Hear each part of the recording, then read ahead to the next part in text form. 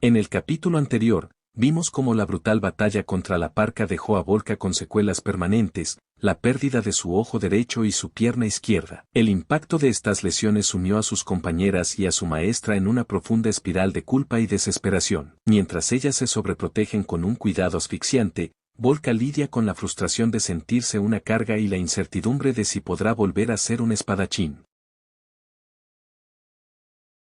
La historia se traslada al pueblo de Lúcer, ubicado cerca de la mazmorra de Gosel. Tras quedar gravemente herido en la batalla contra la parca, Volca fue llevado a la catedral, que también funciona como hospital, donde recibió tratamiento.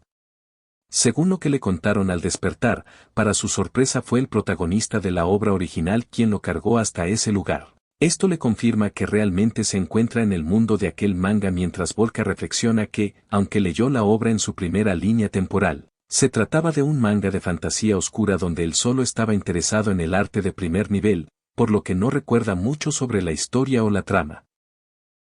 Volca reflexiona que apenas recuerda los detalles de la obra original porque su grupo fue eliminado en las etapas iniciales de la historia. Comenta que la trama y la construcción del mundo eran demasiado oscuras para alguien como él, que prefiere los finales felices. A su confusión se suma el hecho de haber perdido su ojo derecho y su pierna izquierda.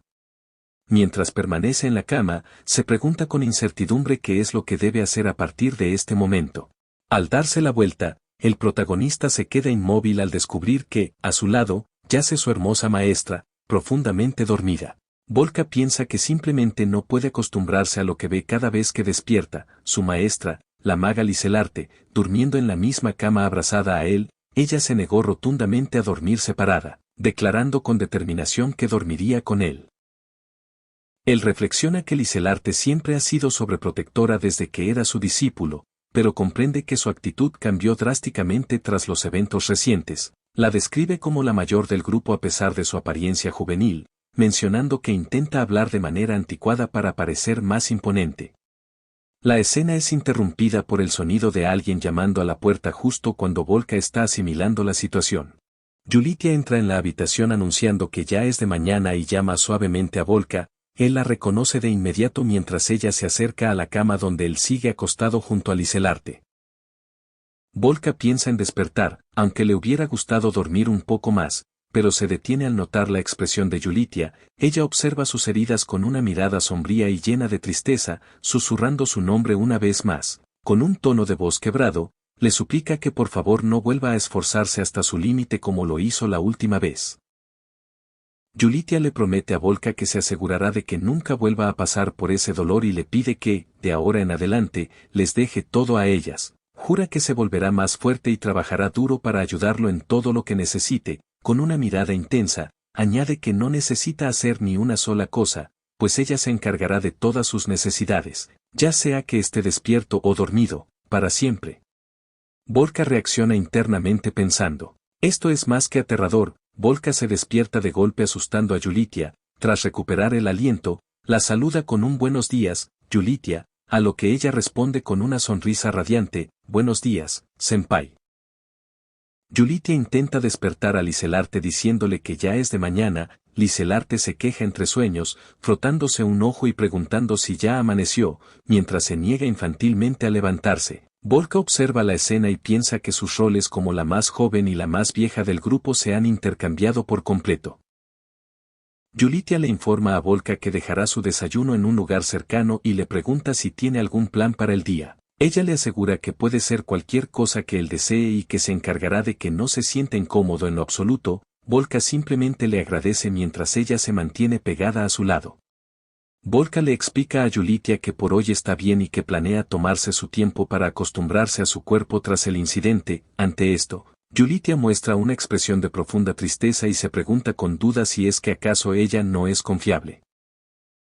Él se apresura a negarlo, diciéndole que es al contrario y que siente que podría terminar dependiendo demasiado de ella por lo confiable que es internamente. Volca reflexiona que en su línea temporal previa, dejar que una niña de 13 años se encargara de todas sus necesidades habría sido algo criminal. Cuando Volca intenta tranquilizarla diciendo que está bien y que no se preocupe por él, Julitia lo interrumpe con un rotundo no. Ella sentencia con seriedad que es obvio que se preocupará por él. Yulitia le recuerda a Volka que se presionó hasta un grado peligroso y estuvo al borde de la muerte, quedando ahora con un cuerpo discapacitado. Declara que no puede simplemente dejarlo solo y revela que todas han hecho un voto. Nunca volverán a fallar y lo protegerán sin falta. Ella aclara con una mirada intensa que no está molesta, sino simplemente preocupada por su bienestar, pues teme que si algo vuelve a suceder, él podría morir definitivamente esta vez. Tras este solemne discurso, Yulitia cambia de actitud bruscamente y le pregunta con entusiasmo si tiene algún plan para el día. Volka, visiblemente perturbado por la intensidad de la chica, piensa para sí mismo: niña, me estás asustando de muerte. Yulitia insiste repetidamente preguntando si hay algo en lo que pueda ayudar o ser de asistencia. Volka, desconcertado por su insistencia, piensa para sí mismo si ella es una especie de NPC. Él nota que, aunque ella está sonriendo, la expresión no llega a sus ojos. Volka le pide si puede traerle algo de agua y también para su maestra, mientras que Yulitia reacciona con entusiasmo, reprochándose a sí misma por no haberlo pensado antes. Yulitia se retira rápidamente diciendo que traerá el agua de inmediato y aprovecha para intentar levantar a Lisel para que se prepare y se asee. Volka, mientras se frota el abdomen, piensa que le duele el estómago debido a todo el estrés de la situación. Él reflexiona sobre cómo Yulitia solía ser bastante responsable, pero nunca antes había llegado a este nivel de sobreprotección. La describe como una espadachina de 13 años, reservada y recatada, que se unió al grupo e insistió en ser su discípula tras quedar impresionada por sus técnicas con la espada, destacando que posee un talento inigualable para la esgrima, algo con lo que él solo podía soñar cuando tenía su edad. Debido a ese don, sus propios hermanos le tenían tanta envidia que ella llegó a considerar abandonar la espada. Mientras observa una espada y piensa en ello, Volka decide que debe cambiarse de ropa antes de que su maestra y las demás regresen. Sin embargo, al intentar moverse, pierde el equilibrio y cae estrepitosamente de la cama al suelo con un grito de dolor. Volka se lamenta en el suelo por el dolor de la caída, preguntándose por qué le sucedió esto. Al mirar hacia abajo, recuerda con amargura que su pierna izquierda ya no está. Él piensa que es una suerte que nadie lo haya visto, ya que sería vergonzoso y sus compañeras se preocuparían demasiado armando un alboroto. Sin embargo, justo en ese momento escucha pasos acercándose. De repente, la puerta se abre de golpe y su maestra grita su nombre con total conmoción al verlo en el suelo. Volka intenta calmar la situación explicando que solo se resbaló, pero su maestra entra en un estado de pánico total al verlo en el suelo. Ella corre hacia él gritando: ¿estás bien? ¿Te pasó algo?, mientras Volka le pide que se tranquilice. Liselarte lo abraza con fuerza, llorando y regañándolo por lo que ella percibe como otro intento de sobreesfuerzo. Entre sollozos, lo llama discípulo estúpido y le cuestiona cuántas veces tiene que decirle que se tome las cosas con calma. Volka, atrapado en el abrazo, solo atina a llamarla maestra. Mientras ella continúa desahogando su angustia, Liselarte, presa del pánico, se convence de que Volka no puede quedarse solo y se pregunta angustiada si sus heridas se han vuelto a abrir. Mientras él intenta decirle que está bien, ella decide ir a buscar a Sister de inmediato. Volka insiste seriamente en que lo escuche y que realmente se encuentra bien. Liselarte, aún temblando y con una mirada de shock, le pide que sea honesto y le diga si siente algo extraño en su cuerpo, por mínimo que sea. Ella confiesa con desesperación que no sabe qué haría si algo volviera a pasarle. Volka se disculpa por haberla preocupado y le pide ayuda para volver a la cama. Volka le explica a su maestra que, por alguna razón, tuvo la sensación de que todavía tenía su pierna izquierda. Menciona que intentó levantarse como lo hacía normalmente, pero terminó tambaleándose. Se pregunta si a eso es a lo que llaman miembro fantasma y admite que ya es hora de que se acostumbre a su nueva condición. Ella lo escucha en silencio mientras Volka permanece sentado en la cama, con una mirada sombría y el rostro parcialmente oculto. Ella responde que comprende lo difícil que debe ser asimilar la pérdida de su pierna izquierda y de su ojo derecho. La maestra se disculpa profundamente con Volka entre lágrimas, repitiendo lo mucho que lo siente. Él le responde con tranquilidad que no tiene nada de qué arrepentirse. Ella, sorprendida por su serenidad, le pregunta cómo puede estar tan calmado y si no se siente frustrado por su situación. Volka reflexiona internamente que su calma es algo natural, ya que nunca pensó que lograría sobrevivir a esa batalla contra el jefe. Cuando él menciona esto último en voz alta, ella solo puede responder con un desconcertado: ¿qué? Volka le explica a su maestra que, en lugar de lamentarse por la pérdida de su ojo y su pierna, se siente simplemente aliviado por lo que logró hacer, afirma que pudo proteger a sus compañeras y salió con vida, por lo que le pide que no se lo tome tan a pecho. Sin embargo, sus palabras solo aumentan la angustia de ella, quien rompe a llorar desesperadamente.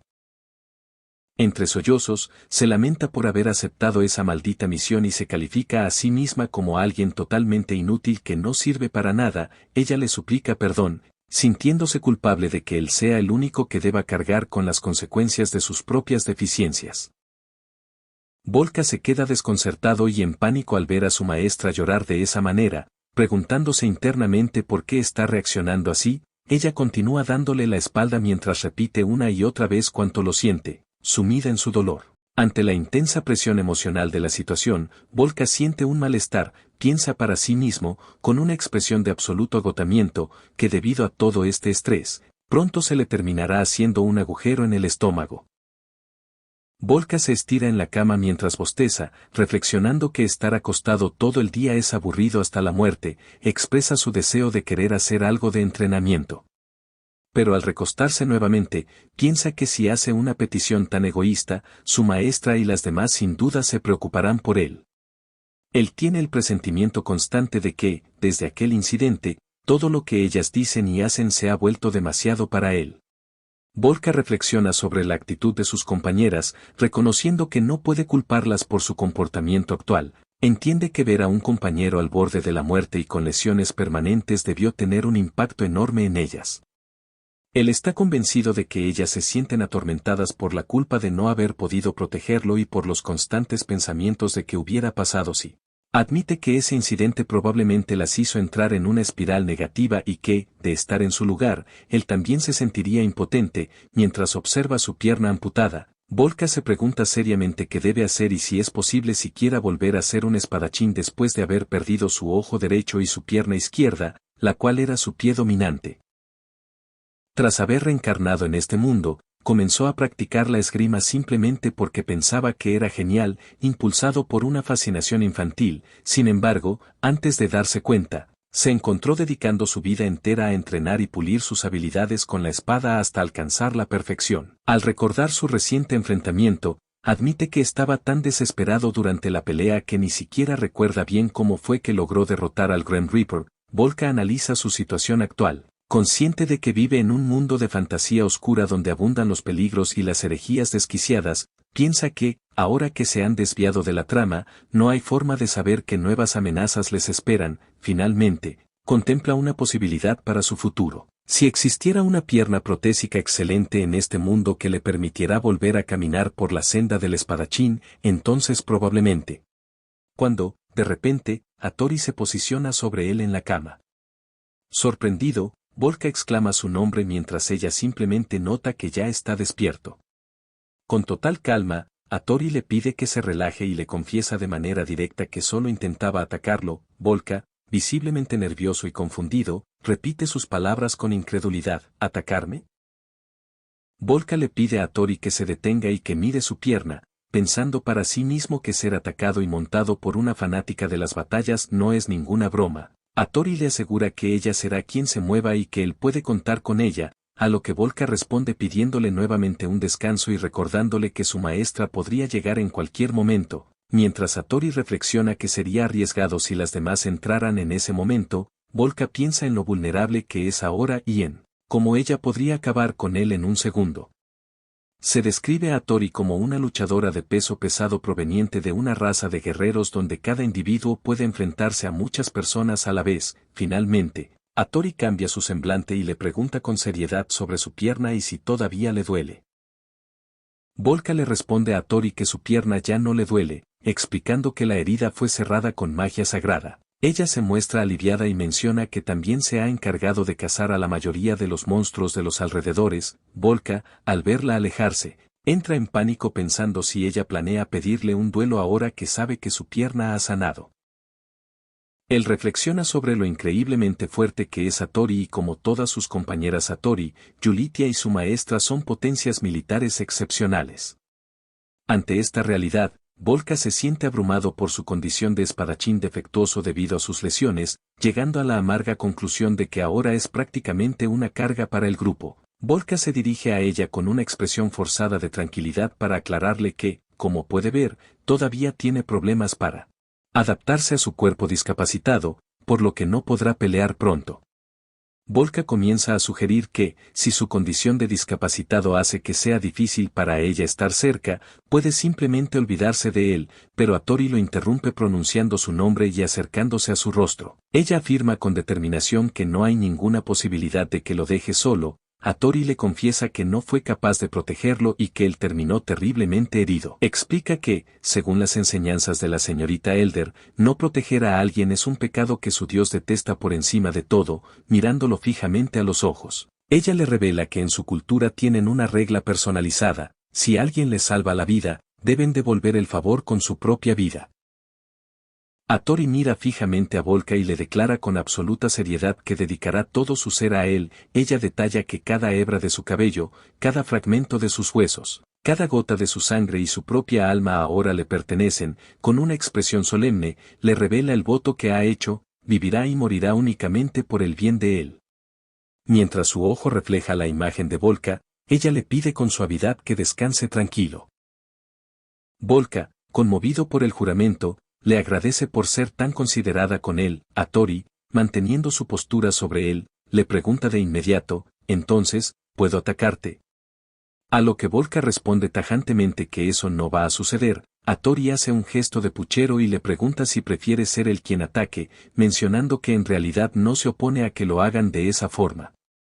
Volka, algo resignado, solo responde con un sí, claro. En ese momento, alguien toca a la puerta. Yulitia asoma la cabeza y llama a Hattori para ir de compras. Hattori se despide de Volka con normalidad y él, aún procesando la situación, le devuelve el saludo mientras ella se marcha con Yulitia. Tras la partida de las chicas, Volka se queda solo en la habitación y reflexiona con una expresión de absoluto impacto. Piensa para sí mismo que todas ellas son iguales y que el cuidado que Hattori le profesa es demasiado pesado. Se retuerce en la cama sintiéndose abrumado, consciente de que se meterá en graves problemas si causa que alguna de las tres se sienta mal. Lamenta haber cantado victoria demasiado rápido. Aunque estaba feliz por haber evitado el giro oscuro de la historia original, siente que ahora se dirige directamente hacia una ruta igual de sombría. Con una mirada de determinación y frustración, concluye que esto no puede seguir así. Se hace la promesa de que debe hacer todo lo que esté en su mano para lograr que las tres salgan de esa espiral negativa. Volka reflexiona sobre su situación, afirmando que no le importa si este es el mundo de un manga. El hecho es que cada una de sus compañeras es una camarada importante que no puede ser reemplazada por nadie más, ahora que ha logrado evitar el final malo que debía ocurrir según la trama original. Con una mirada seria y decidida, desea fervientemente que todas ellas alcancen un final feliz. Piensa que para lograr ese fin, primero debe resolver su situación actual. Se da cuenta de que les está causando problemas incluso en su vida diaria debido a su estado actual, lo cual inevitablemente las agotará mentalmente más de lo necesario. Sentado en la cama, llega a la conclusión de que debe aprender a valerse por sí mismo con su propia fuerza. Mientras cierra su puño con firmeza, hace un juramento interno: lo juro. Prometiendo que hará todo lo que esté a su alcance para darle a todos un final feliz. Mientras aprieta el puño, añade para sus adentros que, además, su estómago no aguantará mucho más a este ritmo de estrés. Con determinación, decide que lo primero es lo primero. Comenzará por entrenar encima de la cama. La escena final muestra el exterior de la iglesia mientras Volka proclama su intención de recuperar su vida normal en la sociedad muy pronto. Antes de terminar el video, quiero agradecer de corazón a todos los nuevos suscriptores que están apareciendo en pantalla. Gracias por el apoyo, de verdad me motiva muchísimo a seguir creando este contenido que tanto me gusta. Si quieres aparecer en el próximo video y formar parte de esta bonita comunidad, no olvides suscribirte. Nos vemos en el siguiente.